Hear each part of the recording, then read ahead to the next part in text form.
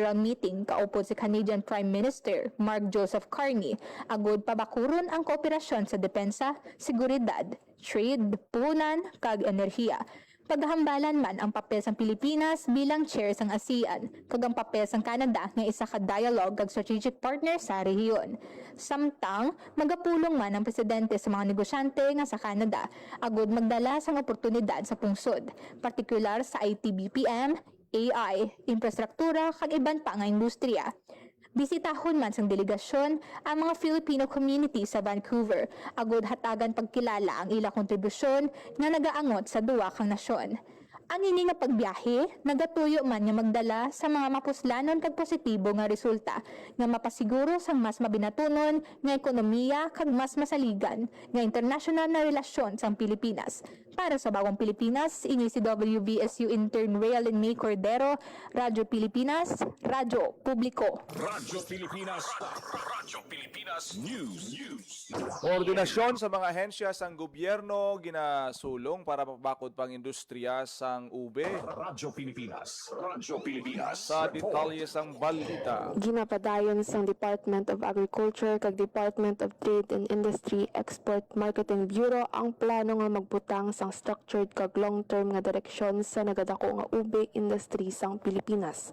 Sa consultative meeting nga ginhiwat, 249 ka stakeholders halin sa mga mangunguma, processors, exporters, traders kag kooperatiba ang nagtipon agud istoryahan ang kinahanglanon nga mas maayo nga koordinasyon kag standardization. Ginpabutyag ni Agriculture Undersecretary Philip C. Yang nga booming na ang demand sang ube apang nagastruggle pa ang supply kag sistema. Isa sa mga ginatukod nga solusyon amo ang steering committee kag technical working group nga mangin backbone sang industriya. Ini nga grupo mangin referee kag architect sang sistema, magahimo sang rules, mag-harmonize sang quality standards kag magapadayon sang koordinasyon sa supply chain. Sa subong ang produksyon nagalabot lang sang 50 to 60 metric tons kada operator, apang may posibilidad nga mag-scale up to 500 metric tons kung maayo ang supply coordination. Ang global demand para sa ube powder, halayat jam, kag paste nagapadayon nga magkaalsa nga ginapangita na sa Canada, Middle East, Asia kag nagasulod na sa US, South Korea kag Europe. Gina-emphasize ni Agriculture Secretary Francisco P.T. Laurel Jr. nga ang development sang ube mangin kabahin sang mas lapad nga export strategy sang Pilipinas nga makabulig magtaas sang income sang mangunguma kag magpabuhin sang farm trade deficit nga naga-exceed 10 billion US dollar kada tuig. Para sa Bagong Pilipinas, ini si WVSU intern Frenchie Panyas, Radyo Pilipinas, Radyo Publiko. Radyo Pilipinas News. Child Development Teachers Workers Convention ginasuportahan sang Iloilo Provincial Government. Radyo Pilipinas. Sa balita ni Hope Torrichante. Suportado sang Iloilo Provincial Government ang paghiwat sang 2026 Provincial Child Development Teachers Workers Convention nga natalana sa Agosto. Sa isa ka courtesy visit kay Governor Arthur Dafancer Jr., ginpakigbahin sa Provincial Federation of Child Development Teachers Workers ang mga plano kag pagpanghanda sa nagahilapit nga pagtililipon.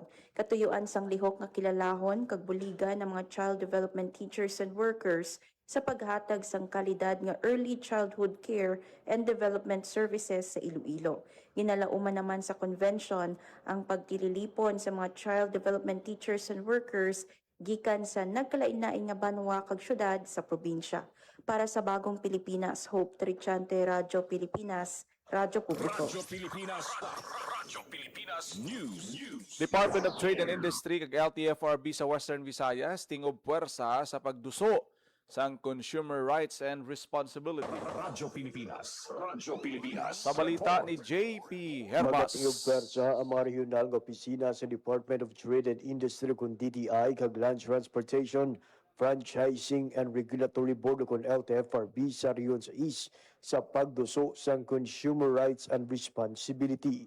Sining karon lang, pormal nga ginpirmahan sang duha ka ahensya ang isa ka kasugtanan tuhoy sa pagpatuman sang project mausisaon nga manugbakal. katuyuan sining epektibo nga mapahibalo sa publiko ilabi na sa mga pasahero kag nagabiyahe ang tuhoy sa mga kinamatarong kag responsibilidad sang mga consumer. Sidalom sa proyekto ang mga public utility vehicle kag transport hub magaserbe nga mobile educational platform sa diiniga parapik ang mga high visibility poster tuhoy sa consumer rights and responsibility. Target nga ma-launch ang proyekto sa ikaduha nga semestre sang karon nga tuig. Para sa Bagong Pilipinas, JP Harbas, Radyo Pilipinas, Radyo Publiko. Radyo Pilipinas News. Iloilo City Emergency Operations naghiwat sang pre-disaster risk assessment kasunod sang presensya sang LPA. Radyo Pilipinas. Radyo Pilipinas. Sa detalye sang balita. Nagpatigayon sa pre-disaster risk assessment ang Iloilo City Emergency Operations Center bilang preparasyon sa posible epekto sa low pressure area nga nasiplatan sa rehiyon. Lakip man sa nagbuylog sa via Zoom meeting sa Hunyo 28 ang mga miyembro sang response cluster kaupod ang mga barangay officials. Sa forecast ang pag-asa ginalauman nga ma-intensify sa tropical depression ang LPA kag pagkatawgon nga Henry. Ginapananaw nga posible agyan sini ang Visayas region kag magagwa sa Palawan area. Ginabisuan naman ang publiko nga mag-andam sa posibilidad sa pagbaskog sang habagat kag madamol nga pag-ulan nga posible naman magdulot sang pagbaha. Para sa Bagong Pilipinas, Janelle Baclay, Radyo Pilipinas, Radyo Publiko. Radyo Pilipinas. Radyo Pilipinas News. Pila ka local government unit sa Antique nagdeklara sa pagpaiway sang klase karon nga adlaw. Bangod sang malain nga tiyempo, wala sang klase sa tanan nga level sa pribado kag pampubliko nga bulutuan sa mga banwa sang Barbasa, Sibaste, kag Kulasi sa Antique. Samtang preschool, top senior high school naman sa banwa sang Libertad kag banwa sang Tibiao. Radyo Pilipinas. Radyo Pilipinas News. Iloilo Sports Complex Track Oval bukas na sa publiko. Radyo Pilipinas. Radyo Pilipinas. Sa detalye sa balita ni Hope Sugod Torrichente. June 29, sarang naliwat magamit ang track oval sang Iloilo Sports Complex. Sandig sa anunsyo sang Iloilo Provincial Government, natapos na ang repair kag rehabilitasyon sa oval, gani sarang na iniliwat magamit sa mga fitness enthusiast, runners kag joggers para nga mag-exercise ukon para sa iban pa nga recreational activities. Ginpangabay naman sang tagdumalahan sang sports complex nga ipabilin nga matinlo kag safe ang lugar para sa tanan. Para sa Bagong Pilipinas, Hope Trichante, Radyo Pilipinas, Radyo Publiko. Radyo Pilipinas. Radyo Pilipinas News. 28 ka mga mangunguma sa Iloilo nagpasakop sa paghanas tuhoy sa good practices sa cacao production. Radyo Pilipinas. Radyo Sa balita ni Pilipinas. JP Report. Herbas. Nagdagat sa 28 ka mangunguma halin sa pulo ka banwa sa Iloilo ang nagpasakop sa 3 kadlaw nga package of technology with good agricultural practices training on cacao production nga ginpatigayon sining karon lang sang DA Western Visayas. Paagi sa sining nga paghanas nadugangan ang ihibalo sa moderno nga teknolohiya sa produksyon sang kakao. Husto nga pagdumala sang kumahan, epektibo nga pagkontrol sa peste kag balatian, husto nga post-harvest handling kag pagsunod sa Philippine Good Agricultural Practices. Magluwas sa technical nga paghanas, ginhatagan man pagtamod ang kaimportansya sang agribusiness kag pagpabakod sang market support para sa mga mangunguma sa kakao. Ginpakilala sa mga tagpasakop ang Agri-Entrepreneurship Capability Enhancement Program sa idalom sang Sagip Sakaak sa diin mahimo makabato ng mga kwalipikado nga organisasyon sang tubtob 5 ka milyon ka pesos nga financial grant para sa pagbakal sa makinarya, salakyan, kag iban pa nga kagamitan sa logistics. Handom sang Day Western Visayas nga maangot ang mga manghuma sa kakao sa mga institutional buyers kag chocolate manufacturer agud masiguro ang merkado kag bastante nga kita. Para sa Bagong Pilipinas, JP Harvas, Radyo Pilipinas, Radyo Publiko. Radyo Pilipinas. Radyo Pilipinas News. Iloilo Province DepEd pabaskugon pa ang sports program para sa mga bulutuan sa probinsya. Radyo Pilipinas. Radyo Sa Pilipinas. detalye sa Report. balita. Nagpirma sang Memorandum of Agreement ang Iloilo Provincial Government o Department of Education Division of Iloilo agud mapabaskog ang sports development sa mga pampubliko nga bulutuan sa probinsya. Sa idalom sang kasugtanan, ang provincial government pinaagi sa Center for Sports and Physical Fitness magahatag sang technical kag logistical support sa mga school sports officials, coaches, trainers kag student athletes. Magahatag man ang provincial government sang financial assistance para sa training kag partisipasyon sa mga varsity athlete pinaagi sa Special Education Fund sang probinsya. Katuyuan man sang programa nga makadiskubre sa mga Ilonggo athletes pinaagi sa paghuman sang athletes program. Para sa Bagong Pilipinas, Hope Trichante, Radyo Pilipinas, Radyo Publiko. Radyo Pilipinas. Radyo Pilipinas News. Senior Citizen Center sa Bacolod City ang ginbuksan na Radyo Pilipinas. Radyo Pilipinas. sa balita ni JP Yerbas.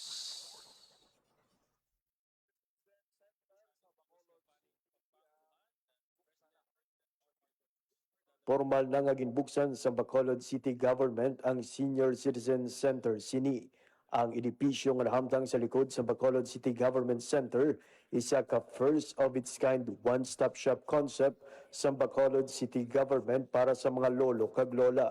Sa isa lang ka lugar, ang sentro nagatanyag sa mga importante nga serbisyo, kaangay sang yakap registration, medical consultation, laboratory examination, libre gamot, dental services, libre nga eyeglasses, OSCA ID printing, AX, social pension, kag livelihood training. Sino kay Mayor Greg Gasataya, prioridad sang syudad ang paghatag sang mahapos ka makataong access sang serbisyo kag mga programa para sa katigulangan. Para sa Bagong Pilipinas, JP Hervas, Radyo Pilipinas, Radyo Publiko. Radyo Pilipinas. Radyo Pilipinas News. Programa para sa bycatch kag marine wildlife stranding monitoring ginlunsar sa Iloilo Provincial Government. Radyo Pilipinas. Radyo Pilipinas. Detalye sa balita ni Hope Torichante. Naglunsar ang gobyerno probinsyal sang Iloilo sang bag-o nga programa para pabaskugon ang pagpangapin sa marine wildlife kag idusong responsable nga pagpangisda sa mga baybayon sa probinsya. Sa idalom sang ginpagwa nga executive order ni Governor Arthur Defensor Jr., gintukod ang marine wildlife conservation, bycatch monitoring kag stranding response program. Katuyuan sang programa nga sabto ng mga natumod nga kakulangan sang United States National Marine Fisheries Service may kangtanan sa pagpangapin sa mga marine mammal. Lakip na ang indi sistematiko nga pagmonitor sang bycatch o kun indi hungod nga pagdakop sa mga sapat sa kadagatan kag ang kakulangan sa pag-report sa mga nagakalamatay nga marine wildlife. Bilang kabahin sang mando, ginhuman man ang Marine Wildlife Conservation, Bycatch Monitoring and Stranding Response Task Force nga magapanguna sa pagpatuman sang programa. Pangunahan ini ni Governor Defensor katuwang ang BFAR, DNR, LGU, mga alkalde, akadim, kag iban pa nga sektor. Magapatuman man sang Marine Wildlife Reporting and Notification System, Marine Wildlife Incident Command System, kag Marine Wildlife Information System para mapadasig ang reporting, response, kag pagpasad sang database sa mga insidente sang marine wildlife sa probinsya. Para sa Bagong Pilipinas, Hope Trichante, Radyo Pilipinas, Radyo Publiko. Radyo Pilipinas. Radyo Pilipinas News. PS in Development Communication lakip sa priority courses sang CHED Merit Scholarship 2026. Radyo Pilipinas. Radyo Pilipinas. Sa detalye sang balita, Nagbukas ang dako nga oportunidad para sa mga nagahandom ang in-development communicator matapos nga opisyal ginlakip sang Commission on Higher Education o CONCHED ang Bachelor of Science in Development Communication o BS DevCom sa listahan sang ila priority courses para sa CHED Merit Scholarship Program o CMSP subong nga tuig 2026. Ginalauman nga ini nga tikang sang CHED magahatag sang dako nga bulig kag pondo sa mga incoming nga first year students nga luyag magkuha sang degree sa Development Communication agud mangin katuwang sa paghatag sang hihibalo kag pag-uswag sa mga komunidad. Para sa Bagong Pilipinas, ini si WBSU intern Raelen May Cordero, Radyo Pilipinas, Radyo Publiko. Radyo Pilipinas. Pilipinas Oras sa Radyo Pilipinas, Philippine Standard Time, alas 8:30 na sa aga. Radyo Pilipinas. Radyo Pilipinas. Kaginyo na batiyan ang detalye sa mga nagapanguna nga balita sa pagpangalagad sang Radyo Pilipinas News karon nga adlaw sa Martes, June 30, 2026. Sa dugang pangabalita kag impormasyon, please share, follow kag like lang sa aton nga Facebook page Radyo Pilipinas Iloilo kag Radyo Pilipinas Community Group. Kung nagid lamang inyo alagad ang inyo tagbalita kada aga Junel Baclay. Mayong aga Pilipinas. God bless Iloilo. Radyo Pilipinas. Radyo Publiko. Radyo Pilipinas. Sa bawat pag-alis ng isang OFW, may pangarap. Pero may takot din. Takot na sa pag-uwi. Wala pa rin kabuhayan, walang kasiguruhan. Pero nagbago ang kwento. Sa pagsisimula pa lang ng Department of Migrant Workers, maliwanag ang direksyon ni Pangulong Ferdinand Marcos Jr. Itaguyod ang National Reintegration Program. Ito yung program ng Department of Migrant Workers para tuloy-tuloy ang tulong sa kahit nakauwi na yung OFW, ay may tulong pa rin sila natatanggap sa pamahalaan. Sa kanilang pag-uwi ay dapat ganap ang tulong at suporta, hindi mga government agencies na magkakahiwalay, kundi sanib puwersa. Mula sa mga training para sa pag-eempleyo at pagninegosyo, binubuksan ang mga oportunidad na dati sa ibang bansa lang natatagpuan. Last week, personal na binisita ng Pangulo ang iba't ibang training na ibinibigay ng DMW, tulad ng negosyo ng soap making sa Laguna.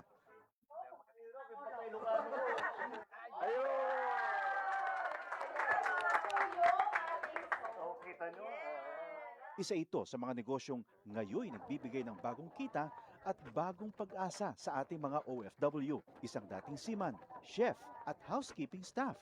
Ngayon, mga negosyante na.